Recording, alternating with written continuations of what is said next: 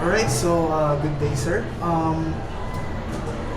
For today, I would like to ask you about some questions, just three questions regarding about the curriculum development.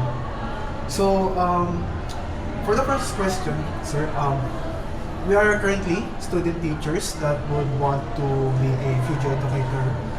So, I would like to ask you, sir, what do you think is the most essential skill for us to succeed to our profession? Essential skills that is related to curriculum development. Yes, sir. I think it's more on respecting the past while anticipating the future, if that makes sense. So it's like we are still, curriculum must still have those subjects that are, you know, not replaceable, such as plumbing, carpentry, cosmetology, agri-fishery. So it's like you are respecting the past, but at the same time, you are anticipating the future. So it's like you are integrating those past skills to future skills, such as integration of AI and what are those emerging technologies that are available right now, such as those types of technology. Also, what are the students' interests? Okay, so such as most of the students are interested in pop culture or in gaming, multimedia. We should also integrate that into curriculum. So basically, what I'm trying to say is that curriculum must revolve around the students and what is the current trends, so that they'll become bulletproof. So this is a really okay. What's the next question? So, for the second question, sir, if you think that skill or skills that you have mentioned is going to help the curriculum, how so? Ayan. So yeah, it will make the students become bulletproof. Bulletproof meaning whatever happened, they still have a fallback. Okay?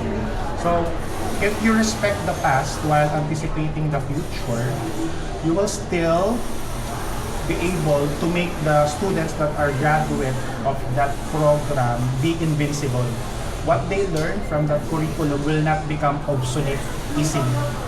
So that is the reason why respecting the past while anticipating the future in crafting curriculum is very important, so that the students will become basically bulletproof. There's no way for them na hindi sila makakahanap ng trabaho. Lagi silang merong fallback pag ganun mo kinreate yung curriculum. So, just a follow-up question, sir. Maybe you could have like seen a gap in our current curriculum. So, would you state if there are any? Now, the gap in curriculum is finding the balance between content and delivery. Okay, so that's the main problem. For example, those skill subjects, finding someone who are expert, let's say in audio production, where would you find those people? They are expert in content, but the question is, can they deliver the content that they are expert? Now, another dilemma is someone who can deliver, okay? A licensed teacher, but that's not their expertise, okay? So the gap is finding someone who is expert on the field and can also deliver at the same time, so that you can be able to have a very good, effective teacher. So that's really the gap.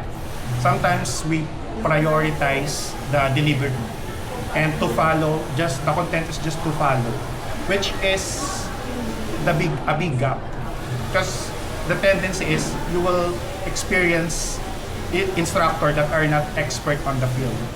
So that's one of the biggest gaps. Alright, so thank you very much for that wonderful insight, sir. So just for the last question, so what do you think are the possible improvements that you could suggest to make our curriculum better, to prepare our future learners for the real-world challenge? To make the curriculum better is to the institution, or let's say in our case PUP, must prioritize real world activity, real life scenario, so that they can be able to train students in a workplace setup. Okay, so I know you have your on-the-job training, but those different courses. So for example, audio production, how would it feel if you are in the field of audio production workplace? So let's say video production, how does it feel to actually have a crew filming an actual project? So that's my suggestion. Encourage the courses or the subjects in college to have an activity that emulate a real world workplace scenario. And I think that's all the questions. So again, thank you for answering our questions for the survey. And Thank you guys. thank you so much, sir.